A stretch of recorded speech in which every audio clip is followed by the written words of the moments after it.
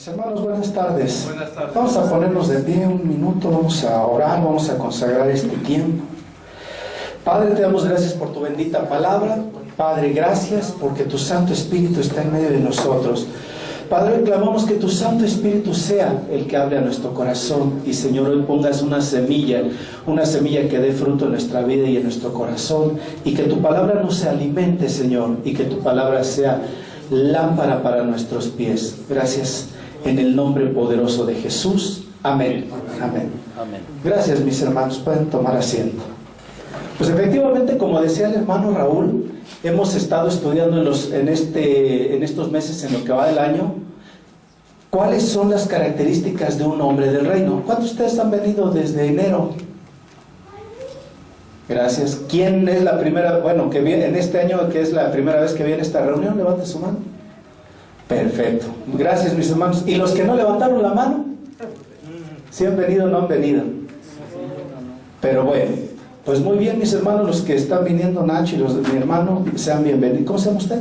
Marco Antonio. Mi hermano Marco Antonio, sean bienvenidos en el nombre del Señor. Y mis hermanos, que hoy Dios nos siga hablando, que ya venimos hablando durante unos meses, de cuáles son las características. Y hoy vamos a hablar de una característica muy, impactante. Yo en lo personal, cuando leí el tema y aparte que me dijeron que me tocaba, pues tantito más de impacto. Y de lo que hoy vamos a hablar es el llamado del hombre a la grandeza. ¿Sí? ¿Escuchó bien? El llamado del hombre a la grandeza. Y pues como que eso, honestamente, no sé en ustedes, pero en mí sí hizo mucho ruido en mi cabeza. A la grandeza.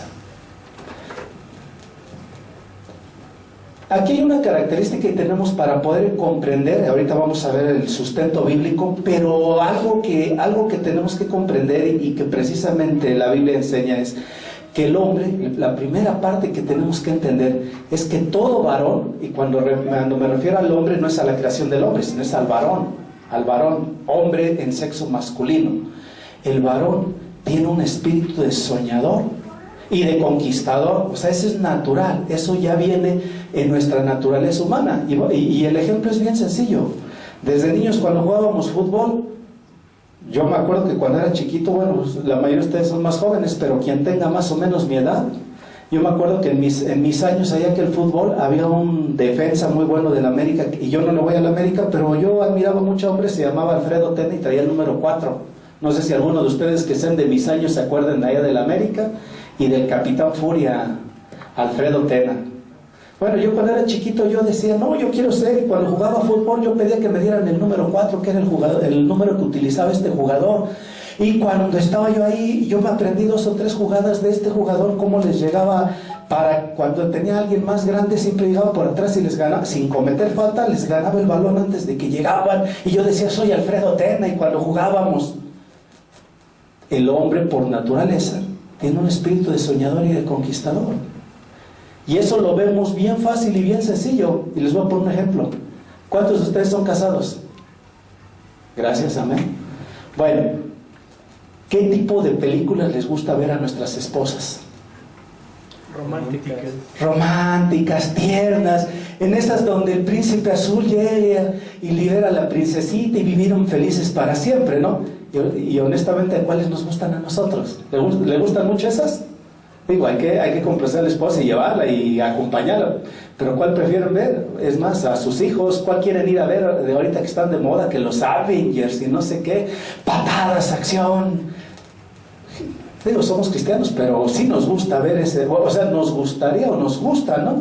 Nos gusta la acción, nos vemos reflejados cuando hay una película que se llama Misión Imposible y el actor principal se agarra del avión y según el avión va volando y el avión va despegando y el cuate agarrado ahí en una puerta esperando que se abra y yo lo veo y me proyecto y digo ahí y después cae de 20 metros y cae parado y uno como varón, ese tipo de cosas te mueven, ¿no? Y te metes en el papel, ¿o no? Tenemos un espíritu de soñador y conquistador y el Señor lo sabe. O sea, repito, tenemos que estar conscientes de que como varones, Dios en nuestro espíritu y en nuestra personalidad nos ha hecho soñadores y conquistadores. Nosotros, si regresamos a esto, finalmente es muy sencillo. Nosotros somos ese valiente que quiere llegar al castillo, que quiere matar al dragón y rescatar a la princesa. En cambio, la mujer, como hemos hablado, ella es la princesa que quiere ser rescatada, ¿no? Entonces traemos esa naturaleza. Un ejemplo todavía más. Es más, ahorita están las finales del fútbol, ¿no? Por eso luego de repente venimos pocos. Cuando están jugando ahí, ¿ustedes creen que ahorita está el Santos contra el Toluca? Bueno, no ahorita, pero están jugando la final el Santos y el Toluca, ¿no? ¿Ustedes creen que el Toluca va a ver si gana? ¿Y que el Santos también? Los dos van a ganar, o sea, es naturaleza del varón, y se van a ir a dar patadas y de empujones, y los entrenadores, la cabeza van a empezar a hervir ahí de emoción y de euforia, ¿no? ¿Y qué pasa también nosotros que estamos como aficionados ahí? ¿Usted quiere que su equipo pierda? No, entonces también el varón está ahí empujando, y el varón es naturaleza del varón. Y bueno, ahora bien, ¿usted qué piensa? ¿Es correcto que el varón que conoce de Dios aspire a la grandeza? Sí. Pues vamos a ver qué nos dice Dios, ¿no? Ya, mejor ni usted ni yo, vamos a ver qué nos dice el Señor. Y entonces aquí, bueno, número uno, tenemos que entender que el hombre tiene un espíritu de soñador y de conquistador. Amén. Amén, amén. A partir de aquí entonces, pasamos a otra parte bien importante. Vamos a ver, y voy a poner un ejemplo, Josué 14, versículos del 6 a 2. Josué 14, versículos del 6 a 2, y se lo voy a leer, que ahorita traemos diferentes versiones. Y en este pasaje, ¿de qué nos vamos a encontrar? Nos vamos a encontrar la vida de Caleb. ¿Se acuerda alguien quién es Caleb? Un hombre que nació en Egipto, le tocó salir junto con Moisés y estar al servicio de Moisés, muy pequeño, y anduvo 40 años dando vuelta ahí en el desierto, ¿no? Y cuando Moisés le delega la autoridad a Josué, también Caleb ahí estuvo. Fue un hombre de fe, fue un hombre que fue espía para la tierra prometida, etc. Bueno, aquí en este pasaje entonces, este pasaje se va a desarrollar cuando Caleb ya era un hombre maduro, más o menos unos 85 años de edad, y ahorita lo vamos a ver. Les voy a leer el pasaje y ahorita lo vamos a platicar, porque el objetivo es ver si en la Biblia hay hombres soñadores y conquistadores, para entonces empezar a entender si esto es correcto o no, desear la grandeza. Josué 14, en el versículo 6 dice: los hijos de Judá acudieron a Josué en Gilgal, y Caleb, hijo de Jefoné, el quenezeo, le dijo: tú sabes lo que el Señor... O sea, se fue y se plantó delante de Josué y le dijo muy claramente: tú sabes lo que el Señor dijo a Moisés, hombre de Dios, en Cades Barnea, tocante a mí y a ti, ¿no? O sea, a ti, Josué, y a mí, y tú sabes bien lo que nos dijo. Versículo 7: yo tenía 40 años cuando Moisés, siervo del Señor, me envió de Cades Barnea para espiar la tierra. Yo le traje el informe como lo sentí en mi corazón. Mis hermanos que habían ido conmigo descorazonaron al pueblo, pero yo seguía al Señor mi Dios con integridad. Aquel día Moisés juró diciendo: la tierra que pisó tu pie será para ti y para tus hijos como heredad perpetua, porque seguiste al Señor mi Dios con integridad. Ahora bien, he aquí que el Señor me ha conservado la vida, como Él dijo. Estos 45 años, desde aquel día que el Señor habló con estas palabras a Moisés cuando Israel caminaba por el desierto, ahora he aquí que tengo 85 años, pero aún estoy tan fuerte como el día que Moisés me envió. Como era entonces mi fuerza, así es mi fuerza para la guerra, tanto para salir como para entrar. Dame pues ahora esta parte montañosa de la cual habló el Señor aquel día, porque tú oíste aquel día en que los anaquitas viven allí y que hay ciudades grandes y fortificadas. Pero si el Señor está conmigo, yo los echaré, como el Señor ha dicho.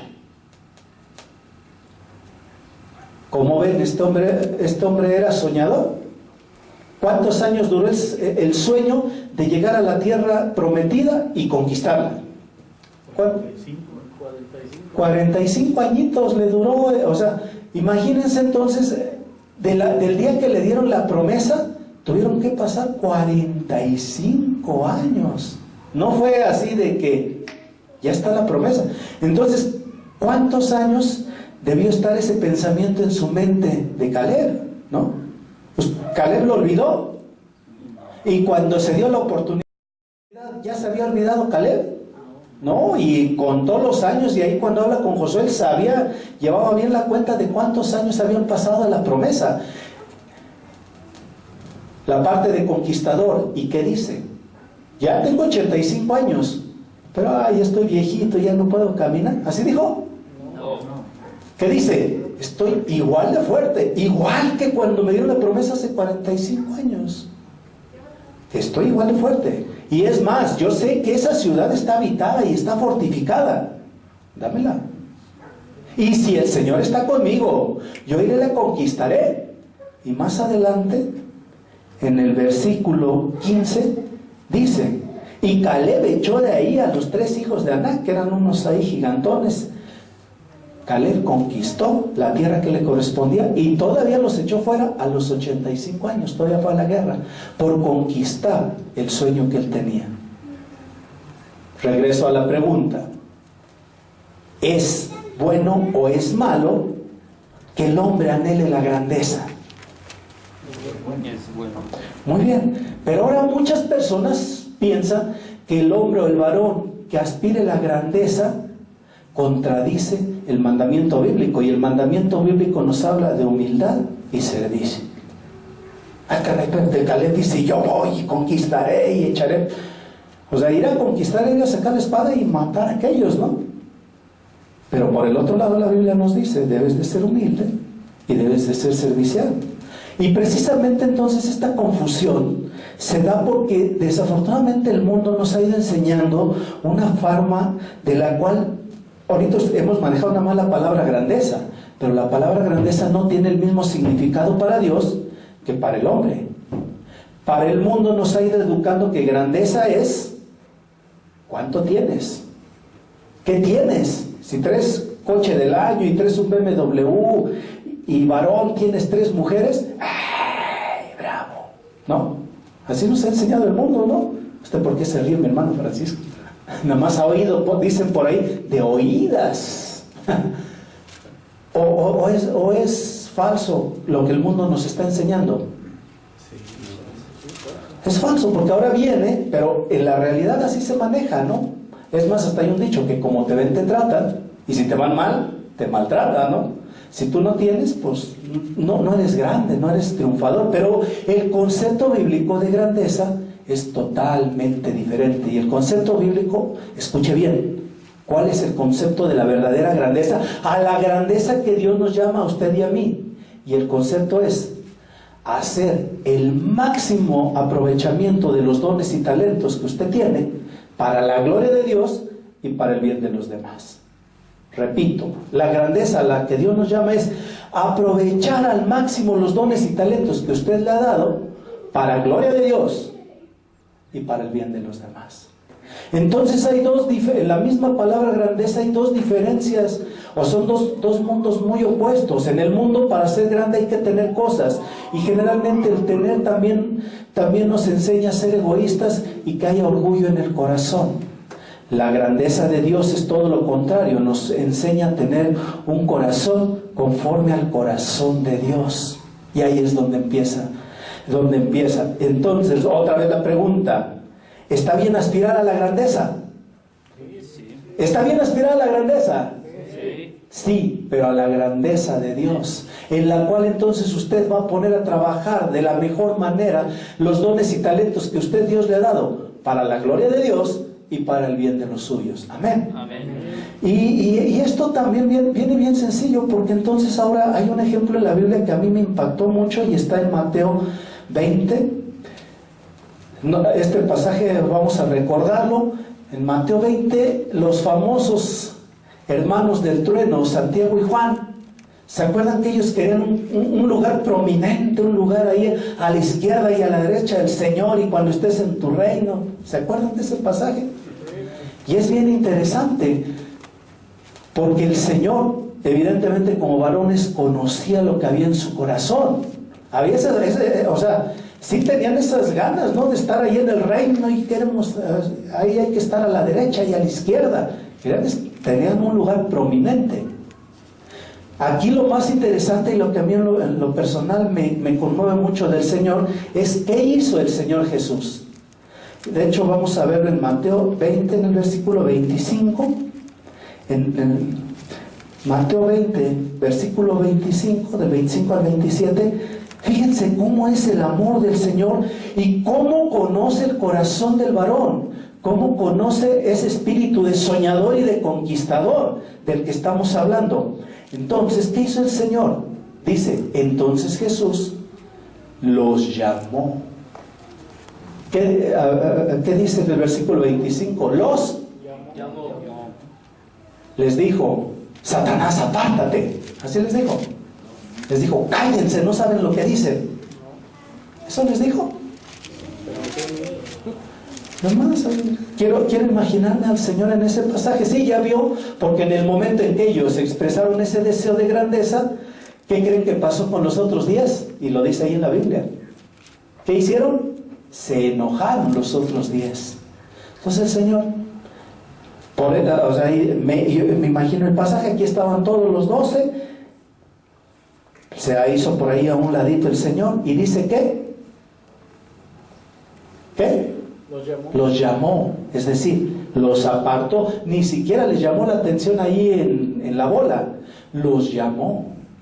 Y ahora, ya que los llamó y que los tenía aquí cercas, vamos a ver si lo reprendió, lo regañó, o qué hizo con ellos, con ese deseo que tenían de grandeza. Entonces dice, ya que los llamó, les dijo, saben que los gobernantes de los gentiles se enseñorean de ellos, y los que son grandes ejercen autoridad sobre ellos. Versículo 26. Pero entre ustedes no será así. Más bien, cualquiera que anhele ser grande entre ustedes será su servidor, y el que anhele ser el primero entre ustedes será su siervo. Amén. El mismo Señor Jesús le dice, cualquiera que anhele ser grande. O sea, Jesús no lo regañó, no lo reprimió, no les quitó ese sentimiento de ser grandes, de ser triunfadores. Lo que hizo es les enseñó cuál era la manera correcta. Y la manera correcta era no enseñorearse como el mundo lo hace, porque por eso dice, los grandes dirigentes se enseñorean. Sí, tienen grandes posesiones, visten oro y visten grandes ropas, y como el fariseo de que Señor, esos pecadores, pero yo soy bueno, y eso no. Todo aquel, ahora no solo le dijo a ellos, ¿no? Nos dice a usted y a mí, dice, todo aquel, o sea, todo es todo, ¿está de acuerdo? Todo o cualquiera que anhele ser grande, esta es la fórmula. ¿Quiere usted ser el primero? Sirva a los demás. ¿Quiere ser grande? Sé el primero en servir. Vamos siguiendo el camino entonces, cómo el Señor nos lleva a una grandeza especial, y también nos da la fórmula cómo poder llegar ahí. Entonces Dios, muy importante, Dios no está peleado con que usted y yo tengamos grandes sueños. Dios está peleado con que nuestro corazón se corrompa, eso sí. Amén. Entonces, otra vez la pregunta, mi hermano, ¿el Señor Jesús está a favor o en contra de que el varón piense en grande? Está a favor. Simplemente Él nos enseña cuál es el método para cualquiera que así lo quiere. Entonces, Dios no está peleado con la grandeza. Dios está peleado con el orgullo en el corazón del hombre. Amén. Dios no está peleado con la grandeza. Dios está peleado con el orgullo en el corazón del hombre. Amén. Bueno, entonces, si usted y yo, mi hermano, queremos hacer ese llamado que Dios nos hace a ser grandes, pero a ser grandes siervos, a ser personas que con los dones y talentos que Dios nos ha dado, hacer grandes cosas para la gloria de su nombre y para el bien de los demás. ¿Qué tenemos que hacer y cómo le hacemos? Apúntele bien. Número 1, ¿qué nos enseña la Biblia? Entonces, número 1, si usted quiere ser grande, número 1, sométase a la autoridad de Dios. Número 1, sométase a la autoridad de Dios. Y vamos a leer Números en el capítulo 12, versículo 3, Números 12, 3, y aquí es muy claro lo que el Señor nos dice. En este pasaje, bien sencillito, Números 12, 3 dice: Moisés era muy humilde, más humilde que cualquier otro sobre la tierra. Moisés era un hombre muy humilde, más humilde que cualquier otro sobre la tierra. Es el mismo Dios que está rectificando a Moisés como un hombre humilde. ¿Pero qué creen? A ver, aquí vamos a ver, yo en lo personal dices, a ver, aquí como que hay una contradicción. Dice que Moisés era el más humilde sobre la tierra, pero vamos a acordarnos quién es Moisés. Moisés había crecido en el palacio de Egipto, y de hecho hay hasta el día de hoy una serie ahí que le llaman El Príncipe de Egipto, ¿no? Era un hombre bien estudiado y bien preparado, y en Egipto se preparó para ser faraón, ¿no? Era un hombre bien preparado, estudiado, poderoso, y hasta entrenaba. En Egipto aprendió a pelear y traía músculos, y no era ahí cualquier debilucho, ni traía la pancita como la mía. Él sí hacía ejercicio, ¿no?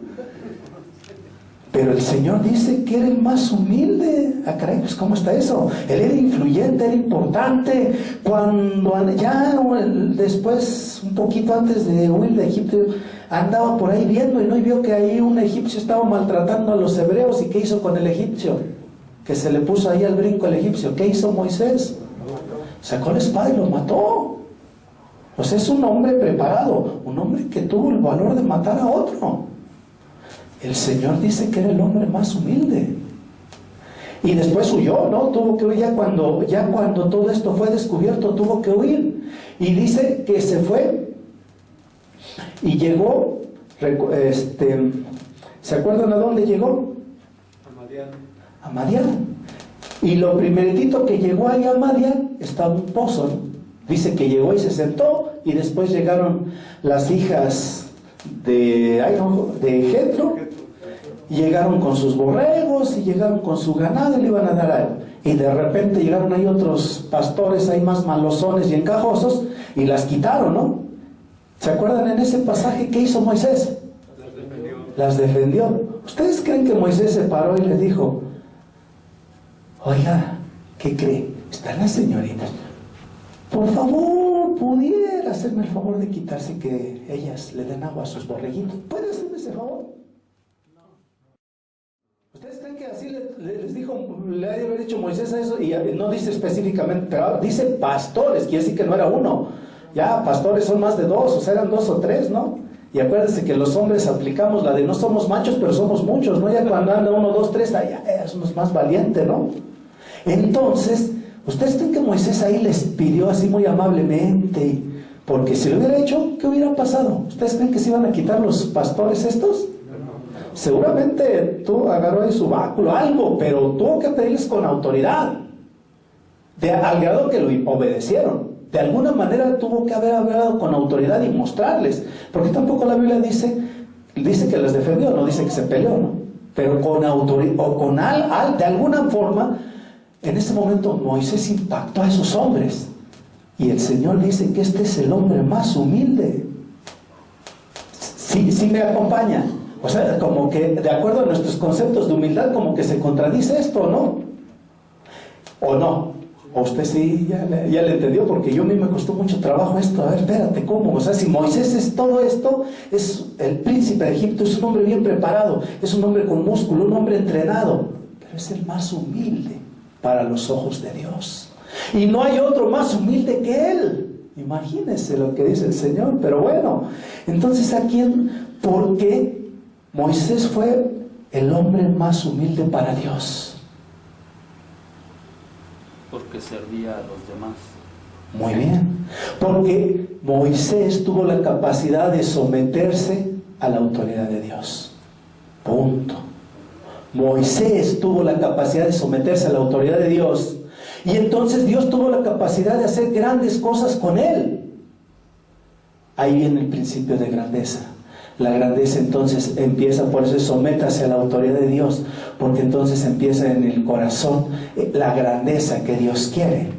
Entonces, no importa si usted tiene estudios o no estudia, no importa si usted tiene músculo o no tiene músculo, no importa si usted tiene el coche del año o ni coche tiene, no importa si usted utiliza un traje de lana fina o anda ahí, bueno, desnudo no, porque no debería de andar desnudo. Importa el corazón. Que ese corazón haya la capacidad de someterse a Dios, porque entonces Dios hizo de Moisés un gran hombre, un hombre considerado grande, influyente, líder, manso.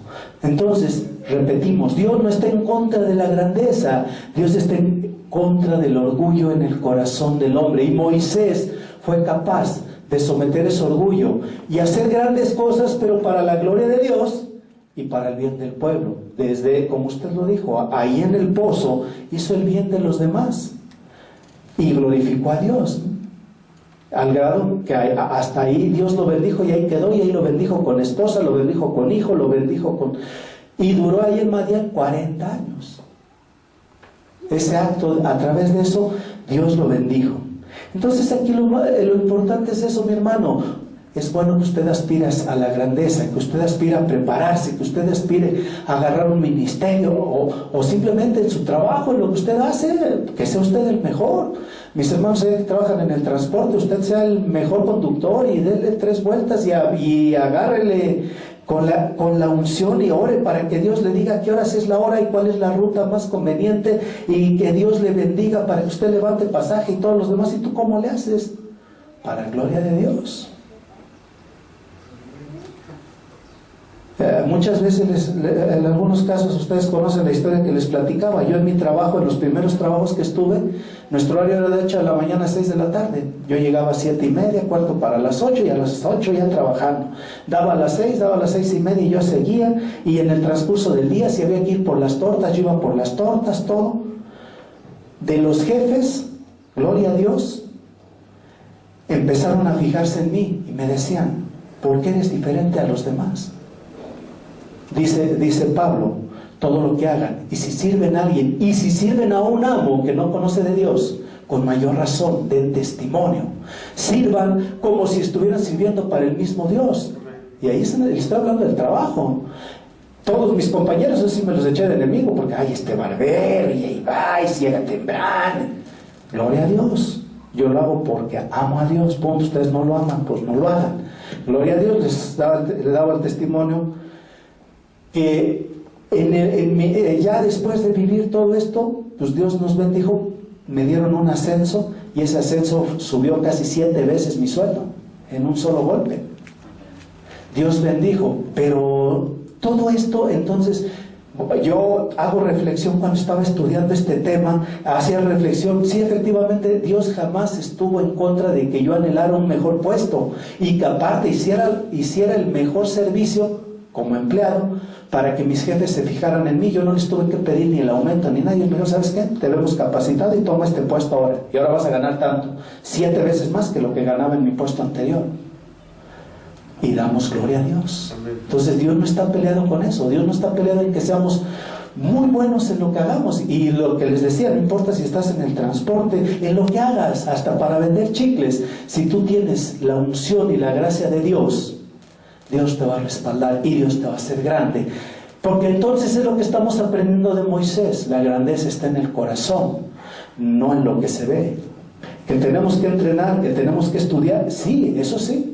Eso es lo que nos toca a nosotros, pero lo principal es que nuestro corazón se humille delante de Dios. Y dice Santiago: humíllense en la presencia del Señor y Él los exaltará. Humíllense en la presencia del Señor y Él los exaltará. Amén. Amén.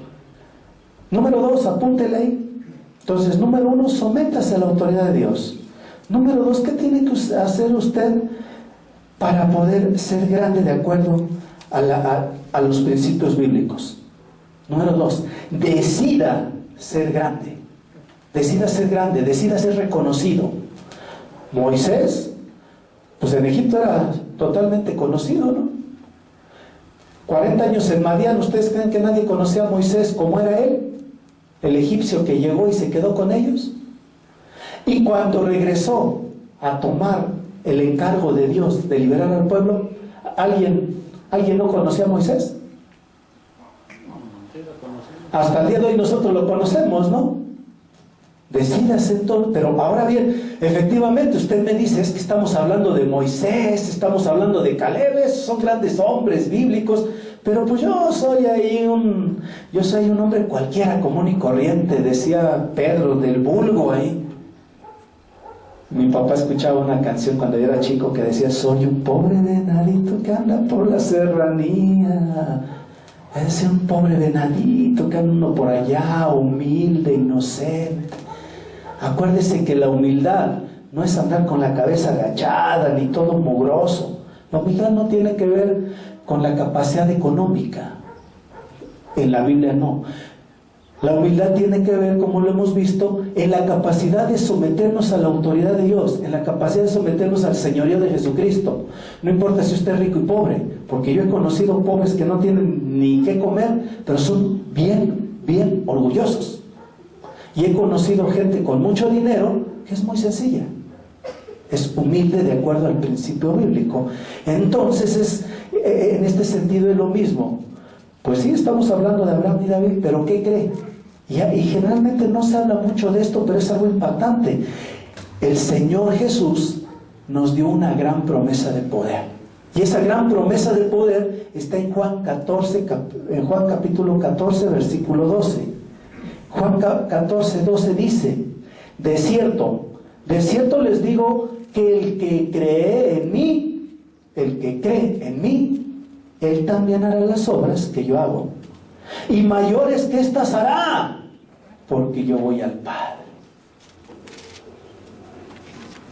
¿Había escuchado usted esta promesa, mi hermano? Pues apúntela ahí, grábela ahí con piedra. Juan 14, 12, de cierto os digo que el que cree en mí, él también hará las obras que yo hago, y mayores que estas hará, porque yo voy al Padre. Jesús capacitó a 12 personas, ¿no?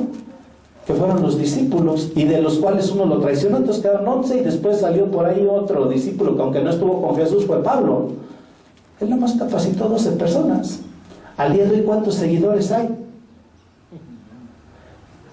Pablo, ¿cuántos capacitó? Si leemos en la Biblia que a Silas y que a Timoteo, hay más o menos 60 personas, de 60 a 62 discípulos del Señor, que Pablo capacitó para extender las iglesias.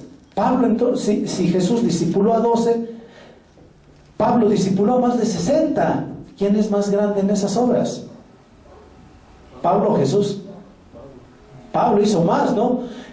Sí, pero cumplió la promesa de Dios, y evidentemente eso lo hizo Pablo para la gloria de Dios y para el bien de los demás. Sí me siguen. Aquí nosotros, los inicios de Monte María, los empezó un sacerdote que pudo convertir en muchos años. Se llenaba allá una explanada, no sé cuántos miles o cientos o millones de personas conocieron a Jesucristo por un sacerdote. El Señor, su sermón más grande, él tuvo 5,000 personas, lo hablan, ¿no? Y que les dio de comer y demás. Aquí el padre Gilberto en el Nogal tuvo 300, 400 mil personas. ¿Eso es bueno o eso es malo? La grandeza a la que Dios llevó al padre Gilberto y después el pastor Aurelio, ¿tiene un respaldo de Dios? Sí. Y está en esto, en Juan 14, 12, porque ustedes, el que cree en mí, porque el pastor daba su testimonio y decía, en el momento en que me dijeron Dios te ama, en ese momento Dios se quebrantó y creyó en el Señor Jesús, y no le importó dejar la religión y no le importó dejar muchas cosas para la gloria de Dios y para el bien de muchos de nosotros que gracias a esta iglesia conocimos al Señor Jesús. Nuestro pastor, el pastor Roberto, Dios le ha permitido, y ustedes lo escuchan, que luego sale de viaje, y que si no está en Estados Unidos, está en Italia, y si no está en Italia, está en no sé dónde, y en Colombia. El Señor Jesús, ¿a cuántos países viajó? No salió ahí de unos kilómetros alrededor, ¿no? Se cumple esta promesa. Usted no le tenga miedo a los aviones, ya. Depende de los dones y talentos que Dios le usted ha dado. No le tenga miedo a hacer grandes cosas, porque la única condición es creer en el Señor Jesús. ¿Usted cree en el Señor Jesús? ¿Hay cosas imposibles para usted entonces? Si usted cree en el Señor Jesús, ¿es imposible que usted sea el mejor en su trabajo? Si usted cree en el Señor Jesús, ¿cree que es imposible ser el mejor padre de familia? Si usted cree en el Señor Jesús, ¿cree que es imposible ser el mejor esposo?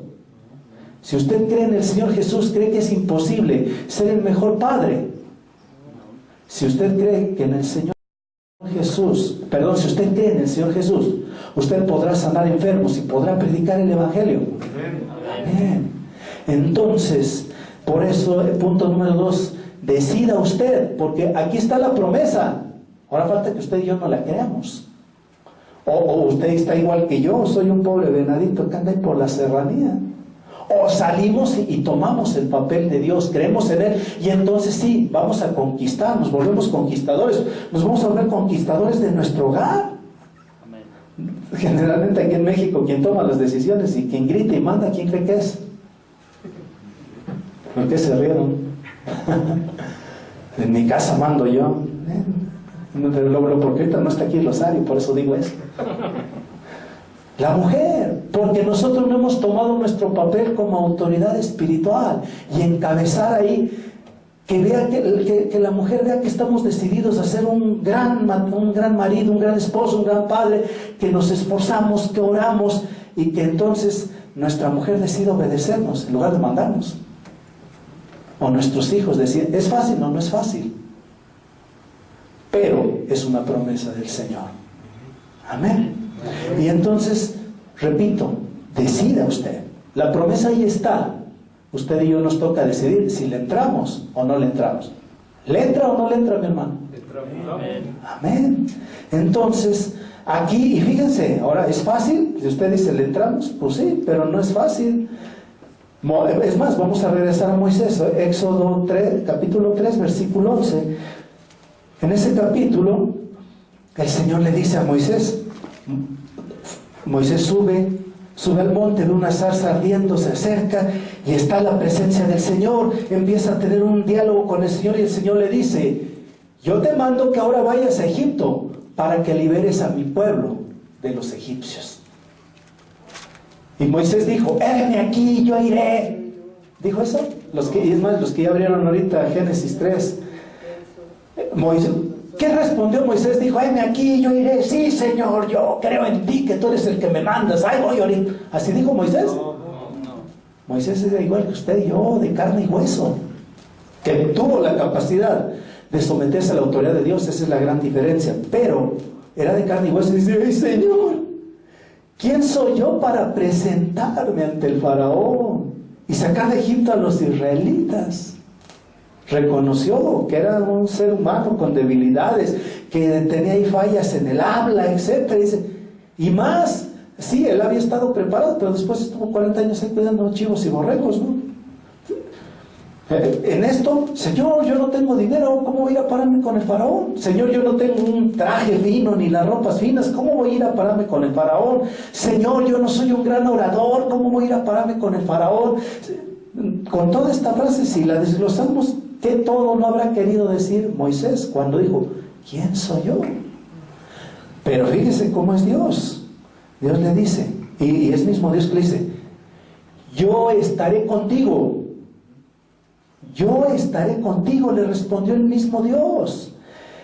Más adelantito, en el capítulo 4, versículo 10, y todavía Dios le dice, ahora, porque todavía Moisés, bueno, Señor, pero es que yo no hablo bien, y qué es, todavía le empezó a dar un montón de peros, así como usted y yo, un montón de peros ahí. Se enoja Dios y le dice, ya. Ahora pues, ve y yo estaré en tu boca y te enseñaré lo que has de decir. Ya, punto, ya te estoy ordenando, ahora ve. Ya ella fue una orden del Señor, porque dice que el Señor se molestó y le dice, ahora ve. Y yo estaré en tu boca y te enseñaré lo que has de decir. Cuando Dios nos manda a hacer algo, mi hermano, mejor ya no pongamos excusas y pretextos. El Señor irá con nosotros y nos capacitará y nos enseñará lo que necesitemos para cumplir su obra. Porque también en el punto número, si es humillarse, acuérdense que dijimos, humíllese en la presencia del Señor y Él nos lo exaltará. Pero también en Santiago dice, Dios enaltece al humilde. Dios da su poder capacitador, o Dios da su gracia al humilde. No solo le enaltece, sino le da su gracia, le da el poder capacitador de hacer cosas mayores que las que hizo el Señor. Dios mismo le capacita y le da. Pero pues hasta a Moisés le costó trabajo aceptar el mandato de Dios. ¿Va a ser fácil que usted y yo? Efectivamente no. No es fácil. Pero entonces aquí muy importante, mi hermano, usted decida ser grande a pesar de sus propios miedos. Usted decida creerle a Dios a pesar de sus incapacidades. Usted decida creer a Dios esta promesa a pesar de sus propios miedos, y lo demás Él hará. Amén. Amén. Consejo número 3 entonces que la Biblia nos enseña para poder crecer en esa grandeza. Actúe. Mi hermano, recuerde que nada va a suceder a menos que usted actúe. Siempre téngalo en mente, nada va a pasar a menos que usted actúe. ¿Quiere que su esposa cambie? Pues no va a pasar hasta que usted actúe. ¿Usted mismo quiere cambiar un hábito o quiere hacer algo diferente? Sí, no va a pasar nada hasta que tomemos acción. ¿Usted quiere pintar la pared? Pues la pared nunca va a cambiar de color hasta que usted actúe. Amén. Entonces, actúe cuando se presente la primera oportunidad, porque entonces ahorita hemos estudiado y hemos aprendido que la verdadera grandeza inicia, número 1, cuando usted se somete a la autoridad de Dios. La verdadera grandeza inicia cuando usted se alinea a los planes de Dios para el bien de los demás. La verdadera grandeza inicia cuando usted decide obedecer a Dios a pesar de sus propios temores, y que los tenemos. Entonces, cuando usted tenga una oportunidad que Dios le dé, primero que hay que hacer, orar. Antes de cualquier cosa hay que orar. Mi hermano, antes de desayunar, ¿qué hay que hacer? Antes de subirnos al micro, antes de tomar una decisión, antes de orar, antes de sentarnos a ver la televisión, pues hay que orar. Señor, voy a tomar aquí un descanso y voy a ver la novela, ¿verdad? Antes de todo, para poder actuar con sabiduría, antes que cualquier cosa, hay que, antes de cambiar una llanta que se ponchó, antes de salir a trabajar. El hombre y la mujer siempre, hasta el pastor lo ha dicho, oramos de diferentes maneras. La mujer, ella se sienta 3 horas y ahí está, aleluya. Nosotros a lo mejor no, pero el hombre debe de acostumbrarse a orar antes de cualquier cosa. Antes de cualquier cosa, mi hermano, usted debe de orar. Para que entonces exactamente venga ese poder capacitador. Y ahora sí, ejemplos de esto, de lo que es actuar. Vamos a ver Primera de Samuel en el capítulo 17. Ahí viene la historia de David y Goliat. ¿Cuántos conocen usted a David? Al rey David. Aparte de las mañanitas. ¿Han escuchado ustedes del famoso rey David? El Señor le dijo, yo te voy a dar un nombre que va a ser tan grande como el de cualquiera de los grandes que ha habido en esta tierra. Y al día de hoy, el rey David por el pueblo judío es totalmente reconocido y es uno de sus grandes líderes a seguir. Para los cristianos reconocemos al rey David y todo el mundo reconoce al rey David como un gran hombre. Dios lo hizo grande, le dio un nombre igual que el de Abraham. Sí, estamos. Bueno, pero como empezó precisamente en esta parte de 1 Samuel 17, habla que llegaron ahí los... Ya se me olvidó, déjeme regresar acá a la Biblia. Los filisteos, gracias, tocayo. Llegaron los filisteos y llegó todo el ejército, y ahí los de Israel ahí como que estaban así, como que sí, peleamos, no peleamos. Y dice que salió por ahí un gigantón bien armado y con su armadura y su espada y imponente. No hay necesidad, es más, déjame leerlo esta parte, dice precisamente en el versículo 9. Goliat les dice al pueblo, 1 Samuel 17, en el versículo 9 les dice: ¿para qué salen a disponer de la batalla? Es decir, ¿para qué salen a pelear? ¿No soy yo el filisteo? ¿Y ustedes los siervos de Saúl? Se las voy a poner fácil. Escojan de entre ustedes un hombre que venga contra mí. Versículo 9. Perdón, me agarré desde el 8-9. Si él puede luchar conmigo y me vence, nosotros seremos sus esclavos. Pero si yo puedo más que él y lo venzo, ustedes serán nuestros esclavos y nos servirán. Y todavía, versículo 10, el filisteo añadió: yo desafío hoy al ejército de Israel. Denme un hombre para que luche contra mí. Voy a saltar al versículo 24. Todos los hombres de Israel, al ver a aquel hombre, huían de su presencia y tenían mucho miedo. Alguien, cuando fue grandote y retó y a ver, ¿alguien le hizo frente? ¿Alguien aprovechó la oportunidad para salir? Pero David no estaba ahí cuando pasó eso. ¿Todavía no? Dice que David Goliat se iba y regresaba día tras día a aventar el reto. ¿Y cómo estaban los hombres del ejército de Israel? ¿Cómo dice? Todos tenían temor y todos huían. Ya después de varios días coincidió que el papá de David lo mandó a dejarle unas cosas a sus hermanos que estaban allá. Cuando llegó y escuchó todo eso, en el versículo 26 dice: David habló a los que estaban junto a él y preguntó: ¿qué harán por el hombre que vence a este filisteo y quite la afrenta de Israel? Es decir, oigan, pues está insultándonos, está afrentándonos, ¿qué van a hacer? Está afrentándonos, esa palabra era seria. ¿Quién va a quitar la afrenta? Porque ¿quién es ese filisteo incircunciso para que desafíe a los escuadrones del Dios viviente? Pero en ese tiempo David ya era el gran guerrero. En ese tiempo era un chamaco. Y todavía más adelante dice: bueno, entonces David le dijo a Saúl: no desmaye el corazón de nadie a causa de él. Yo o tu siervo irá y luchará contra ese filisteo. Era un chamaco y se armó de valor para ir al gigantón, y el resto de la historia usted la conoce. ¿Cuál es? Lo venció. Tomó la oportunidad y no hizo otra cosa que usar los dones y talentos que Dios le había dado y sacarle el máximo provecho para la gloria de Dios y para el bien de los demás. ¿Cuáles eran los dones y talentos que hasta ese momento Dios le había dado a David? Porque cuando Saúl le dijo: pero pues tú eres un chamaco, ¿tú qué vas a ir ahí a combatir?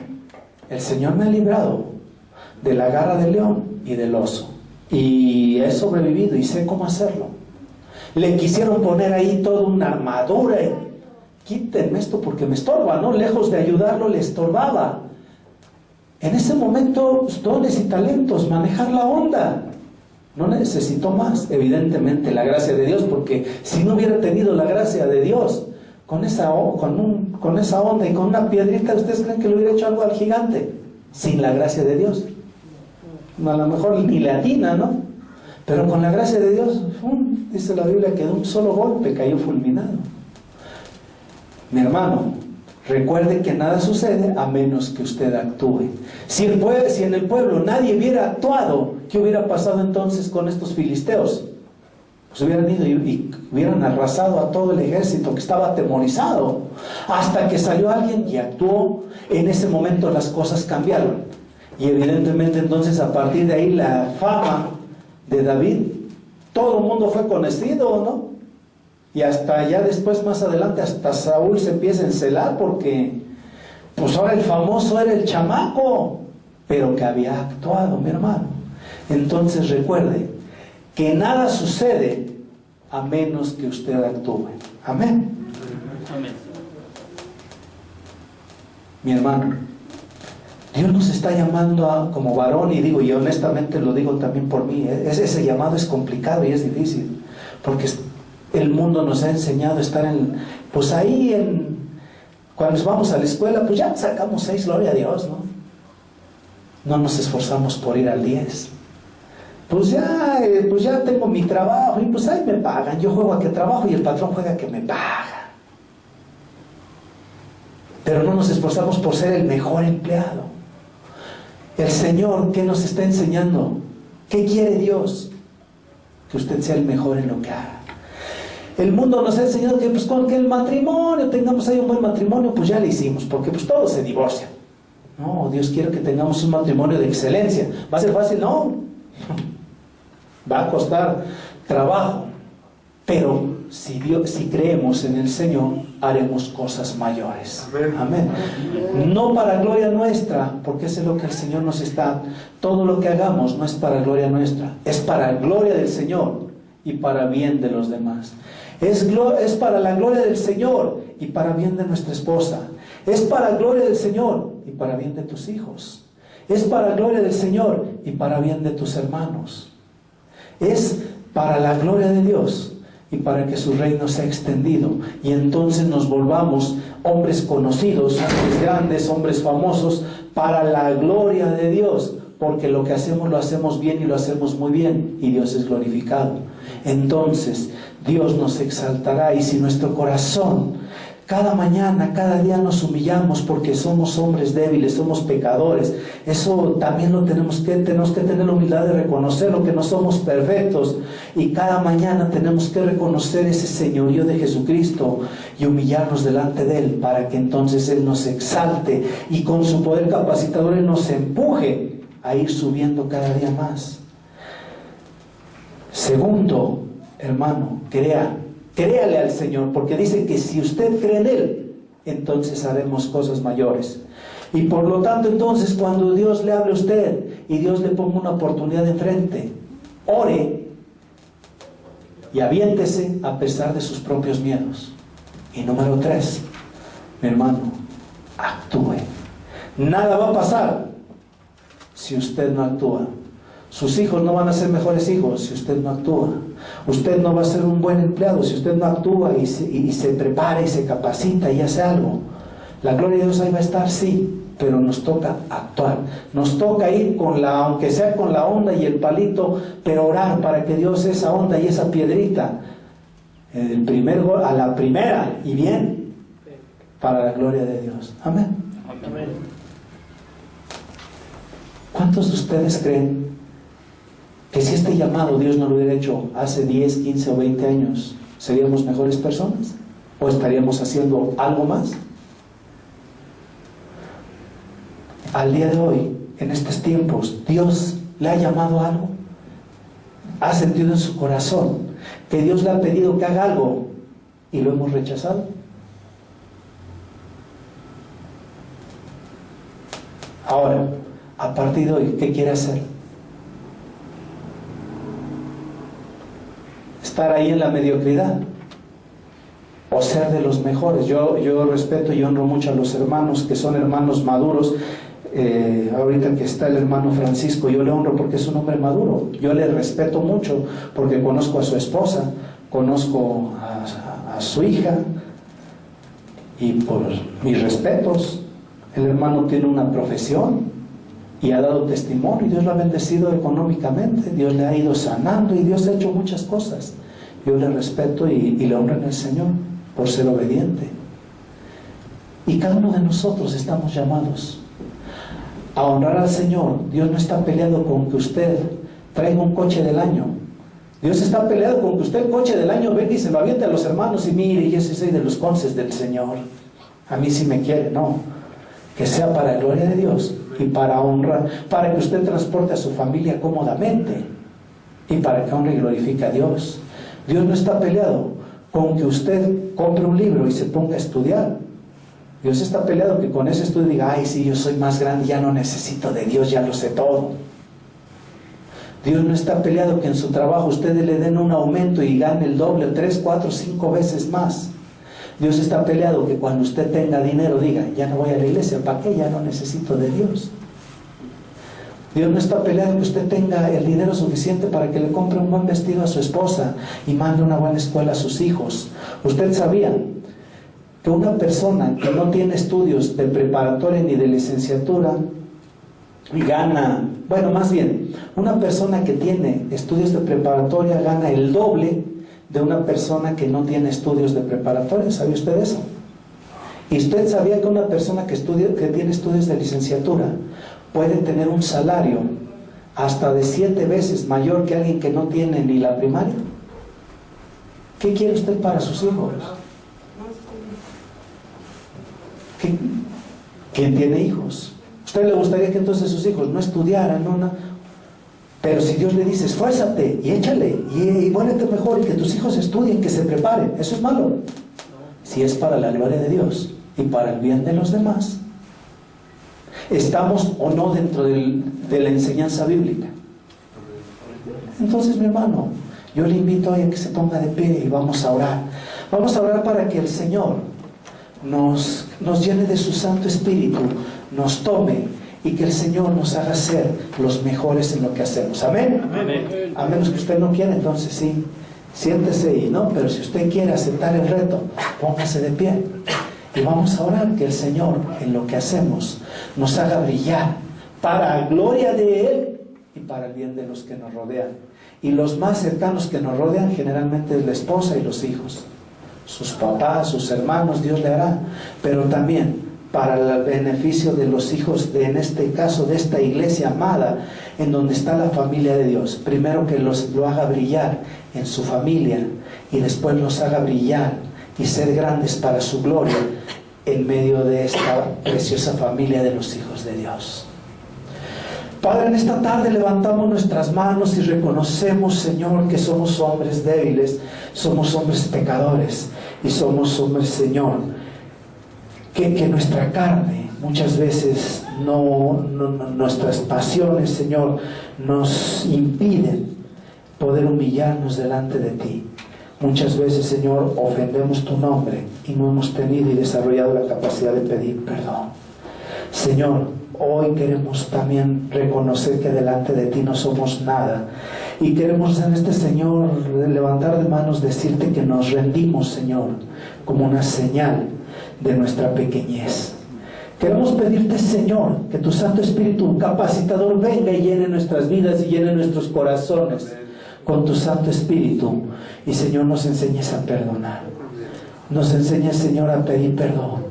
Señor, cuando cometemos un error, haznos humildes para poder pedir perdón a la persona que ofendimos, para poder pedirle perdón a nuestros hijos cuando cometemos un error, para poder pedirle perdón a nuestra esposa cuando también cometemos un error o decimos cosas que hieren, que a veces lo hacemos sin querer. Señor, danos esa humildad. Danos una humildad, Señor, para poder levantar nuestras manos y decirte, Señor, sin ti nada soy, necesito de tu ayuda. Señor, yo quiero aspirar a la grandeza, pero sé que tengo más debilidades y esas debilidades solo tú, Señor, puedes trabajar con ellas y solo tú, Señor, las puedes suplir con tu gracia y tu poder capacitador. Que tú eres, Señor, el único que puede entonces venir conmigo y hablar por mí. Y que tú, Señor, eres el único que me puede capacitar para poder hablar con denuedo, para poder hablar con sabiduría de tu palabra y poder transmitir tu Santo Espíritu, Señor. Enséñanos a reconocer que tú y solo tú, Señor, eres nuestro sustentador y que sin ti nada somos. Señor, en esta tarde declaramos que Cristo Jesús nos ponemos bajo tu autoridad y jurisdicción. Y reconocemos, Señor, que queremos amarte y obedecerte sobre todas las cosas. Reconocemos, Señor, que queremos que tú seas Señor de nuestra vida, que tú seas el que gobierne y que tú seas el que nos dirige en cada instante y en cada momento, y que tú seas el que tome nuestros pies para poder llevarnos de victoria en victoria, y que tú seas el que tome y lleve nuestros pies para la alabanza y la gloria de tu nombre y para el bien de los que nos rodean. Declaramos, Señor, que sin ti nada podemos y nos humillamos, Señor, y preferiblemente, Señor, como un día tu siervo David te lo dijo, Señor, si tengo que ser reprendido, castigado, que sea por tu mano, Señor, porque tú eres rico en misericordia y no por la mano del hombre. Gracias, Señor, porque tú eres un Dios rico en misericordia. Tú nos perdonas, nos restauras y nos sanas.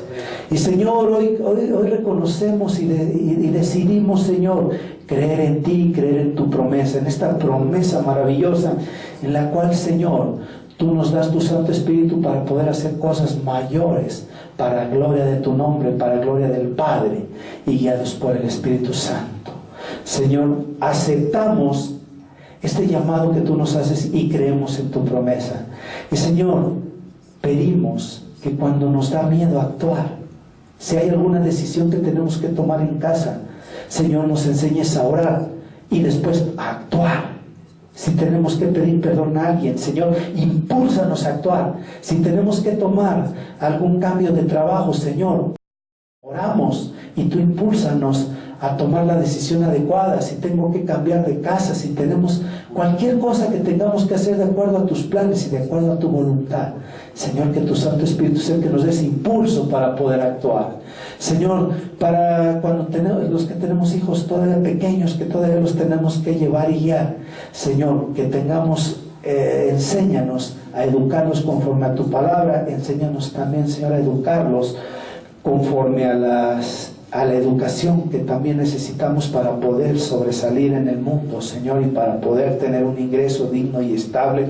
Enséñanos cómo los debemos de educar, pero enséñanos a actuar, Señor, y que tomemos decisiones sabias y acertadas, no por nuestras fuerzas, sino porque tú eres nuestra fortaleza, porque tú eres nuestro Dios y porque tú eres nuestro Señor, porque tú eres, Señor, el que nos levanta y el que nos transforma. Santo Espíritu de Dios, ven, llénanos. Santo Espíritu de Dios, ven, renuévanos y transfórmanos. Santo Espíritu de Dios, ven y sé tú el que nos lleve de victoria en victoria. Mis hermanos, vamos a seguir orando, vamos a dar unos minutos de seguir orando. Usted háblele con su corazón al Señor. Si usted necesita que oremos, venga aquí enfrente y oramos mientras vamos a estar cantando y vamos a estar orando por ustedes. Vamos a darnos unos minutitos para que usted ponga su corazón delante de Dios.